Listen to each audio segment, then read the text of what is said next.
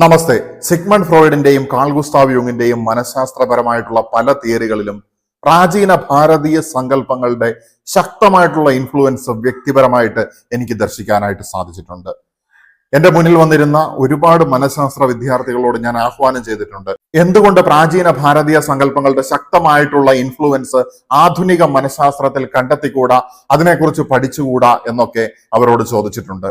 അത്തരത്തിൽ പ്രാചീന ഭാരതീയ സങ്കല്പങ്ങളിലേക്ക് വരുന്ന സമയത്ത് അതിശക്തമായിട്ടുള്ള, വളരെ ഫാസിനേറ്റിംഗ് ആയിട്ടുള്ള, എന്നാൽ ആത്മീയതയുടെ വീക്ഷണത്തിൽ നിന്ന് നോക്കുന്ന സമയത്ത് വളരെ കോംപ്ലിക്കേറ്റഡ് ആയിട്ടുള്ള, ഒരുപാട് പേരെ അട്രാക്ട് ചെയ്യുന്നതായിട്ടുള്ള ഒരു തിയറിയാണ് അല്ലെങ്കിൽ ഒരു തത്വശാസ്ത്രമാണ് ചക്ര സിസ്റ്റം എന്നത്. ചക്രങ്ങൾ എന്ന് പറയുന്ന സമയത്ത് മനുഷ്യ ശരീരത്തിലെ ചക്രങ്ങൾ, എന്നെ സംബന്ധിച്ചിടത്തോളം മനുഷ്യ ശരീരത്തിലെ ചക്രങ്ങൾ എന്ന് പറയുന്നത് നമ്മുടെ ശരീരത്തിൽ ഓറയെ എർത്ത് ചെയ്ത് നിർത്തുന്നതായിട്ടുള്ള പില്ലേഴ്സ് ആണെന്നുള്ളതാണ് ഞാൻ പറയാനായിട്ട് ഉദ്ദേശിക്കുന്നത്.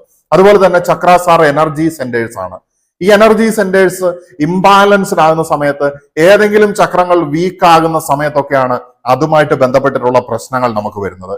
ഈ ഒരു വീഡിയോയിൽ നമ്മൾ അതിവേഗത്തിൽ വളരെ ലളിതമായിട്ട് എങ്ങനെയാണ് ഓരോ ചക്രങ്ങളും നല്ല രീതിയിൽ ആക്റ്റീവായിട്ട്, നല്ല സ്ട്രോങ് ആയിട്ട്, പവർഫുൾ ആയിട്ട് നിൽക്കുന്ന സമയത്ത് നമുക്ക് ഫീൽ ചെയ്യുക എന്നുള്ളതാണ് ഈ വീഡിയോയിൽ വിശദീകരിക്കുന്നത്. അതുപോലെ തന്നെ ഓരോ ചക്രങ്ങൾ വീക്ക് ആകുന്ന സമയത്ത് എന്താണ് എന്ന് മനസ്സിലാക്കണമെങ്കിൽ നിങ്ങൾ എന്താണ് ഈ പോസിറ്റീവായിട്ടുള്ള ഘടകങ്ങൾ, അതിന്റെ ഓപ്പോസിറ്റ് ആയിട്ടുള്ള അവസ്ഥകളെ കുറിച്ച് ചിന്തിച്ചു നോക്കിയിട്ടുണ്ടെങ്കിൽ തീർച്ചയായിട്ടും മനസ്സിലാകും എന്നുള്ളതാണ്.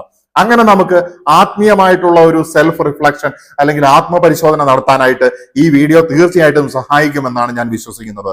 എന്നെ സംബന്ധിച്ചിടത്തോളം ഞാൻ പറഞ്ഞു, ഫ്രോയിഡിന്റെ പല തിയറികൾ, അതുപോലെ തന്നെ മനഃശാസ്ത്രത്തിലെ മറ്റു പല തിയറീസിലും ഞാൻ ഈ ചക്ര സിസ്റ്റത്തിന്റെ ഇൻഫ്ലുവൻസ് കണ്ടിട്ടുണ്ട്. എന്റെ ജീവിതത്തിൽ ഞാനൊരു മനഃശാസ്ത്രജ്ഞനാണെങ്കിലും എന്നെ ഏറ്റവും അധികം സ്വാധീനിച്ചിട്ടുള്ളതും എനിക്ക് ഏറ്റവും അധികം ഇഷ്ടപ്പെട്ടതായിട്ടുള്ള, ഫാസിനേറ്റിങ്ങും ഇൻട്രസ്റ്റിങ്ങും പ്രാക്ടിക്കലുമായിട്ട് തോന്നിയിട്ടുള്ള ഏറ്റവും നല്ലൊരു പേഴ്സണാലിറ്റി തിയറി തന്നെയാണ് ചക്ര സിസ്റ്റത്തിനെ കുറിച്ചുള്ള തിയറി എന്നും കൂടെ ഞാനിവിടെ കൂട്ടിച്ചേർക്കുകയാണ്. ഓറ എന്ന് പറയുന്ന സംഗതിയെക്കുറിച്ച് മുൻപുള്ള പല വീഡിയോകളിലും വിശദീകരിച്ചിട്ടുണ്ട്. ചക്ര സിസ്റ്റത്തിൽ ഓരോ ചക്രങ്ങളിലും നമ്മുടെ ഊർജം ഉയർന്നു വന്നുകൊണ്ടിരിക്കുന്ന സമയത്ത് നമുക്ക് എന്താണ് സംഭവിക്കുന്നത് എന്നുള്ളതും, ആത്യന്തികമായിട്ട് കുണ്ടലിനി അവേക്കനിങ് എന്ന് പറയുന്ന ഒരു സംഗതിയിലേക്കാണ് ഇത് എത്തിച്ചേരുന്നത് എന്നൊക്കെ ഉള്ളതും മുൻപ് പല വീഡിയോയിലും ചൂണ്ടിക്കാണിച്ചിട്ടുണ്ട്. ഈ ഒരു വീഡിയോയിൽ നമുക്ക് നോക്കാം എന്താണ് നമ്മുടെ മൂലാധാര ചക്രം നല്ല രീതിയിൽ പവർഫുൾ ആയിട്ട്, ആക്ടിവേറ്റ് ആയിട്ട് നിൽക്കുന്ന സമയത്ത് നമുക്കുണ്ടാകുന്ന പ്രത്യേകതകൾ എന്നുള്ളത്.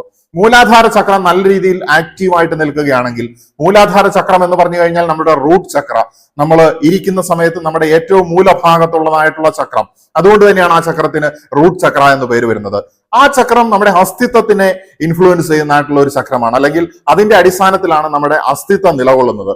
നമുക്ക് ഭൂമിയുമായിട്ടുള്ള നമ്മുടെ കണക്ഷൻ, നമ്മുടെ ബന്ധുക്കളുമായിട്ടുള്ള ഭൗതികമായിട്ടുള്ള നമ്മുടെ കണക്ഷൻ, അതുപോലെ തന്നെ നമ്മുടെ ഇവിടെയുള്ള ഈ ഭൂമിയിലുള്ള എക്സിസ്റ്റൻസ് അല്ലെങ്കിൽ നമ്മുടേതായിട്ടുള്ള ഈ അസ്തിത്വം, ഈ കാര്യങ്ങളെയൊക്കെയാണ് അത് ഇൻഡിക്കേറ്റ് ചെയ്യുന്നത്. അതുപോലെ തന്നെ നമുക്ക് നല്ല രീതിയിൽ ആ ചക്രം ആക്റ്റീവാണ്, പവർഫുൾ ആയിട്ട് നിൽക്കുകയാണെങ്കിൽ വെൽ ഗ്രൗണ്ടഡ് ആയിട്ടുള്ള ഒരു ഫീലിംഗ് നമുക്ക് ഉണ്ടാകും എന്നുള്ളതാണ്. ഭൂമിയുമായിട്ടുള്ള നമ്മുടെ ബന്ധത്തിനെ നിലനിർത്തുന്നത് കൊണ്ട് തന്നെ ഭൂമിയുമായിട്ട് ബന്ധപ്പെട്ട് നമ്മുടെ ഭൗതിക ശരീരം ഈ ഭൂമിയിൽ നിലകൊള്ളാൻ ആവശ്യമായിട്ടുള്ള വായു, വെള്ളം, ഭക്ഷണം തുടങ്ങിയ കാര്യങ്ങളുടെ ഒക്കെ കൃത്യമായിട്ടുള്ള യൂട്ടിലൈസേഷൻ നമ്മുടെ ശരീരത്തിൽ നടക്കുന്നത് ഈ ചക്രം പവർഫുൾ ആണെങ്കിൽ നമുക്ക് മനസ്സിലാക്കാനായിട്ട് സാധിക്കും. നമ്മുടെ പാർപ്പിടം, മറ്റു രീതിയിലുള്ള ഷെൽട്ടറുകളും മറ്റു രീതിയിൽ ഭൂമിയിൽ നമുക്ക് വേണ്ടതായിട്ടുള്ള എല്ലാ വിധത്തിലുള്ള ബേസിക് ആയിട്ടുള്ള എല്ലാ ആവശ്യകതകളും നല്ല രീതിയിൽ നടന്നു പോകുമെന്നുള്ളതാണ്. റൂട്ട് ചക്രം നല്ല രീതിയിൽ പവർഫുൾ ആൻഡ് ബാലൻസ്ഡ് ആയിട്ടിരിക്കുന്നുണ്ടെങ്കിൽ നമുക്ക് ഫീൽ ചെയ്യുന്നത് അല്ലെങ്കിൽ മനസ്സിലാക്കാനായിട്ട് സാധിക്കുന്നത്, അനുഭവപ്പെടുന്നത്. മൂലാധാര ചക്രം ഉറച്ച അസ്തിത്വം, ഭൗതിക ലോക സ്ഥിരത, ധനം, ഭക്ഷണം, വാസസ്ഥലം, മണ്ണ്, സുരക്ഷിതത്വ ബോധം, ഇതൊക്കെ പ്രദാനം ചെയ്യുന്നു. ആശങ്ക, ഭയം, അസുരക്ഷ, ധനകാര്യപരമായിട്ടുള്ള പ്രശ്നങ്ങൾ, അതുപോലെ തന്നെ ജീവിതത്തിൽ ഒരുപാട് സ്ട്രഗിൾ ചെയ്യേണ്ട വരികയൊക്കെ ചെയ്യുകയാണെങ്കിൽ നമുക്ക് ഈ ചക്രത്തിന്റെ എനർജി കുറഞ്ഞിരിക്കുന്നത് മനസ്സിലാക്കാനായിട്ട് സാധിക്കും, അല്ലെങ്കിൽ ഇംബാലൻസ് ആണ് എന്നുള്ളത് മനസ്സിലാക്കാനായിട്ട് സാധിക്കും.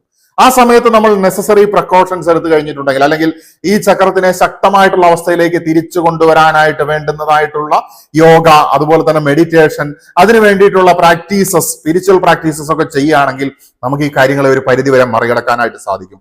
ഒരു കാര്യം ഞാനിവിടെ ആദ്യത്തെ ചക്രം പറയുന്ന സമയത്ത് തന്നെ ഓർമ്മിപ്പിക്കുകയാണ്, എല്ലാം ഈ ചക്രത്തിന്റെ അടിസ്ഥാനത്തിലാണ് എന്ന് വിചാരിക്കരുത്.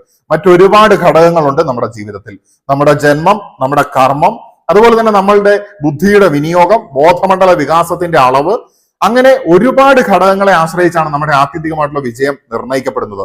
എന്നിരുന്നാലും നമുക്ക് ഇതിനെയൊക്കെ ഒരു മിഡിൽ പാത്തിൽ നിന്നുകൊണ്ട് നോക്കുന്ന സമയത്ത് എല്ലാം പരസ്പര പൂരകങ്ങളാണെന്നും, എല്ലാം പരസ്പരം സഹകരിച്ച് ബാലൻസ്ഡ് ആയിട്ട് പ്രവർത്തിക്കുന്ന സമയത്ത്, അല്ലെങ്കിൽ എല്ലാത്തിനും നമ്മുടെ ജീവിതത്തിൽ ഇൻഫ്ലുവൻസ് ചെയ്യാനായിട്ട് സാധിക്കും ഒന്ന് മാത്രം ഡൊമിനേറ്റ് ചെയ്യുന്ന അവസ്ഥയല്ല എന്നുള്ളതും ഈ അവസരത്തിൽ നമ്മൾ മനസ്സിലാക്കുകയാണ്. ഇനി അടുത്തതായിട്ട് വരുന്നത് നമ്മുടെ താഴ്ഭാഗത്ത് നിന്ന് മുകളിലേക്ക് വരുന്ന സമയത്ത് അടിവയറിന്റെ അല്ലെങ്കിൽ ബിറ്റ്വീൻ കിഡ്നീസിന്റെ ഒക്കെ ഭാഗത്തായിട്ട് പ്രവർത്തിക്കുന്നതായിട്ടുള്ള സ്വാധിഷ്ഠാന ചക്രമാണ്. സ്വാധിഷ്ഠാന ചക്രത്തിന്റെ ഒരു പ്രത്യേകത എന്ന് പറഞ്ഞു കഴിഞ്ഞിട്ടുണ്ടെങ്കിൽ അത് നമ്മളുടെ വികാരങ്ങളെയൊക്കെ നിയന്ത്രിക്കുന്നതായിട്ടുള്ള ഒരു ചക്രമാണ്. നമ്മുടെ ആസ്വാദനത്തെ നിയന്ത്രിക്കുന്ന ഒരു ചക്രമാണ്. നമ്മുടെ ക്രിയേറ്റിവിറ്റിയെ നിർണ്ണയിക്കുന്ന ഒരു ചക്രമാണ്. നമ്മുടെ ഇംപ്രഷൻസ്, അതുപോലെ തന്നെ നമ്മൾക്ക് ചുറ്റുപാടിൽ നിന്ന് സ്വായത്തമാക്കുന്നതായിട്ടുള്ള കാര്യങ്ങൾ, അതിന്റെ ക്രിയേറ്റീവ് എക്സ്പ്രഷനെ ഒക്കെ സ്വാധീനിക്കുന്നതായിട്ടുള്ള ഒരു ചക്രമാണ്.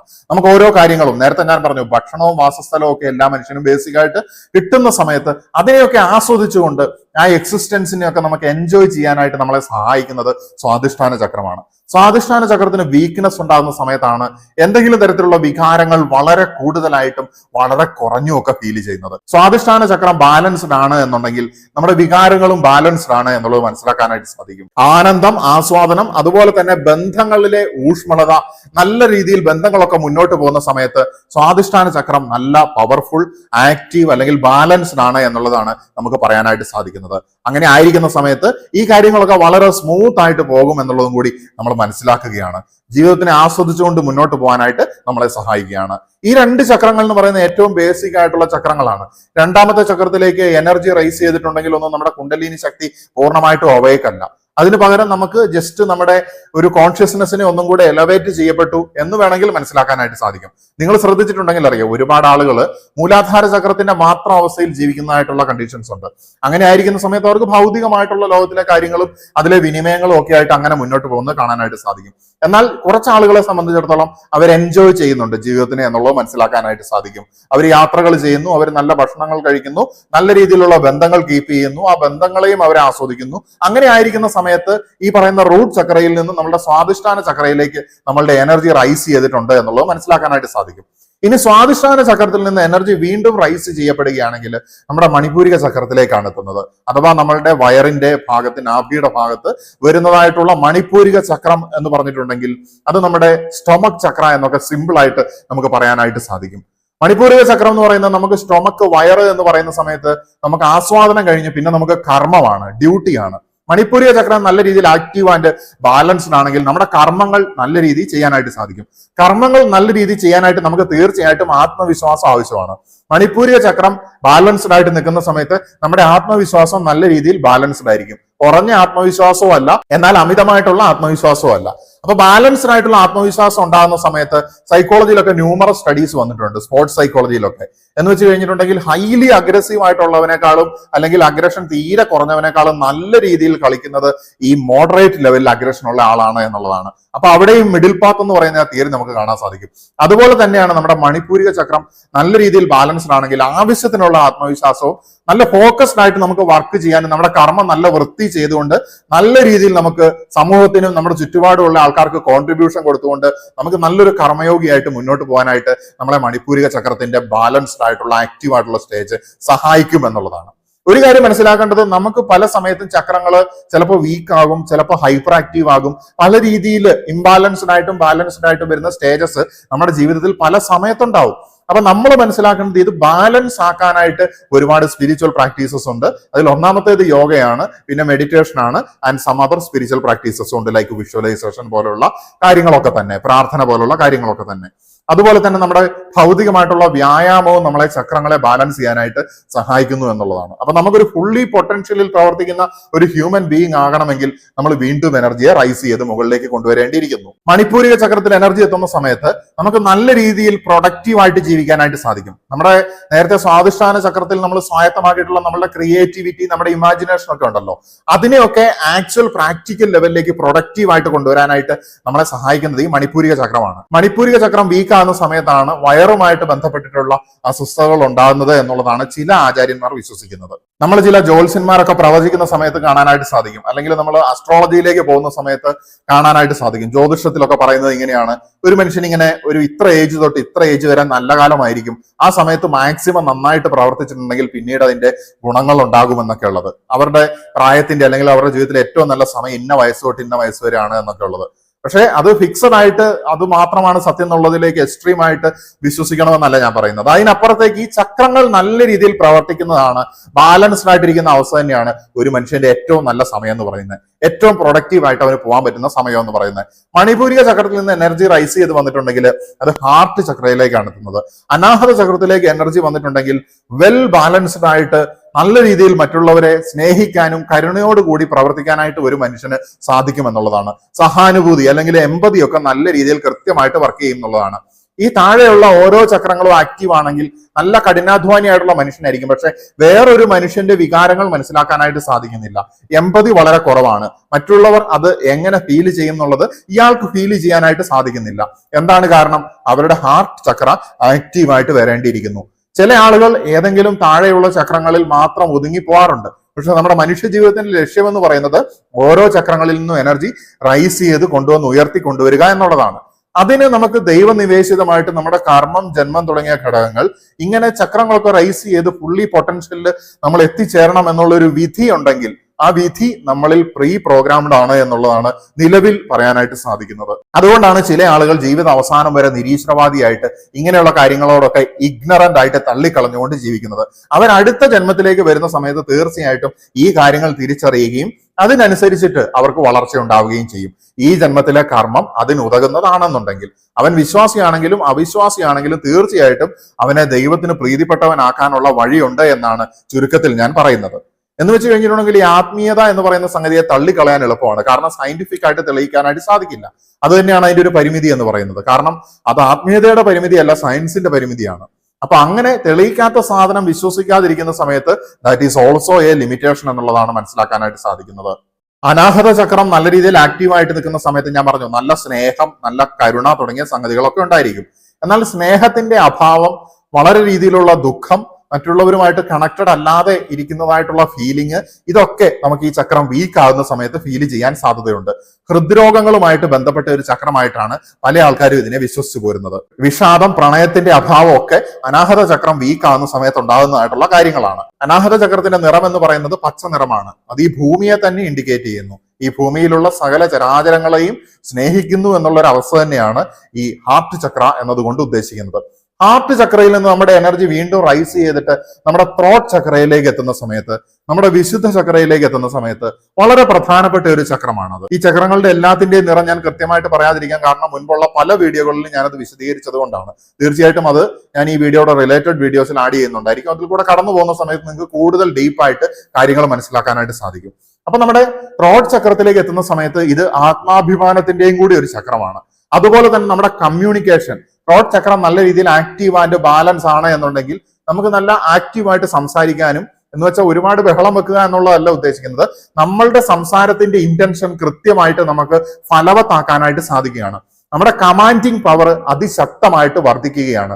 നമ്മുടെ ഓരോ വാക്കുകളും മറ്റുള്ള വ്യക്തികൾക്ക് ശാന്തിയും ഹീലിംഗും പകരുന്ന രീതിയിൽ മാറുകയാണ്. നമ്മൾ ഒരു ടീച്ചറായിട്ട് മാറുകയാണ്, അല്ലെങ്കിൽ ഒരു ഗുരുവായിട്ട് മാറുകയാണ്. ഇവിടെ ടീച്ചർ എന്നതുകൊണ്ട് ഉദ്ദേശിച്ചത് സാധാരണ നമ്മൾ വിദ്യാലയങ്ങളിൽ കാണുന്ന ടീച്ചർ എന്നുള്ള രീതിയിലല്ല, ഒരു ഗുരു എന്നുള്ള രീതിയിൽ മറ്റുള്ളവരുടെ ജീവിതത്തിനെ പോസിറ്റീവായിട്ട് ഇൻഫ്ലുവൻസ് ചെയ്യുന്ന രീതിയിൽ അവർക്ക് ആവശ്യം വന്ന് അവർ ചോദിക്കുന്ന സമയത്ത് നമ്മൾ കൃത്യമായിട്ടുള്ള മറുപടി കൊടുത്ത് അതവർക്ക് ഗുണകരമായിട്ട് വരുന്ന സമയത്താണ് ഒരുവൻ സാധാരണ ടീച്ചർ എന്നുള്ള അവസ്ഥയിൽ നിന്ന് ഗുരു എന്ന് പറയുന്ന അവസ്ഥയിലേക്ക് ഉയരുന്നത്. അപ്പൊ കമ്മ്യൂണിക്കേഷൻ നല്ല രീതിയിൽ ബാലൻസ് ആയിരിക്കും. ഈ ചക്രം വീക്കാകുന്ന സമയത്ത് നമുക്ക് കൃത്യമായിട്ട് കമ്മ്യൂണിക്കേറ്റ് ചെയ്യാനായിട്ട് സാധിക്കില്ല. അതുപോലെ തന്നെ ചില സമയത്ത് ചില ആളുകൾ അഭിപ്രായപ്പെടുന്നത്, ഇത് നമുക്കൊക്കെ ചിലപ്പോൾ ഫീൽ ചെയ്തിട്ടുണ്ടായിരിക്കും, നമ്മുടെ കണ്ഠത്തിന് വളരെ കനം ഫീൽ ചെയ്യുന്ന ചില അവസരങ്ങൾ നമുക്ക് ഫീൽ ചെയ്തിട്ടുണ്ടായിരിക്കും. നമ്മുടെ കണ്ഠം വളരെ ടൈറ്റ് ആയിട്ടുള്ളതുപോലെ ഫീൽ ചെയ്തിട്ടുണ്ടായിരിക്കും. നമ്മുടെ ആശയങ്ങൾ നമുക്ക് നല്ല രീതിയിൽ എക്സ്പ്രസ് ചെയ്യാനായിട്ട് പറ്റാത്ത പോലത്തെ ഫീലിങ്സ് ത്രൂ കമ്മ്യൂണിക്കേഷൻ നമുക്കത് ചെയ്യാൻ പറ്റാത്ത പോലത്തെ ഫീലിങ്സ് നമുക്ക് ഉണ്ടായിട്ടുണ്ടായിരിക്കും. അതൊക്കെ ഈ ചക്രം വീക്ക് ആകുന്ന സമയത്ത് അല്ലെങ്കിൽ ഇംബാലൻസ്ഡ് ആകുന്ന സമയത്തൊക്കെ ഉണ്ടാകുന്ന അവസ്ഥകളാണ്. അപ്പൊ ഈ ചക്രത്തിൽ നിന്ന് എനർജി വീണ്ടും റൈസ് ചെയ്ത് കഴിഞ്ഞിട്ടുണ്ടെങ്കിൽ അത് ആത്മചക്രത്തിലേക്കാണ് എത്തുന്നത്. എന്ന് വെച്ച് കഴിഞ്ഞാൽ നമ്മുടെ തേർഡ് ഐ ചക്ര എന്ന് തന്നെയാണ് അതുകൊണ്ട് ഉദ്ദേശിക്കുന്നത്. മൂന്നാമത്തെ കണ്ണ് എന്ന് വെച്ച് കഴിഞ്ഞാൽ നമ്മുടെ ഇൻഡ്യൂഷൻ നല്ല രീതിയിൽ വർക്ക് ചെയ്യും. നമ്മുടെ തേർഡ് ഐ ചക്രം നല്ല രീതിയിൽ ആക്റ്റീവ് ആണ് എന്നുണ്ടെങ്കിൽ മറ്റുള്ളവർ കാണാത്തതായിട്ടുള്ള എല്ലാ കാര്യങ്ങളെയും കാണാനും ഗ്രഹിക്കാനും ഉള്ള ഒരു സിദ്ധി നമുക്ക് ഈ ചക്രം നല്ല രീതിയിൽ ആക്റ്റീവായിട്ട് പ്രവർത്തിക്കുന്ന സമയത്ത് സാധ്യമാകും എന്നുള്ളതാണ്.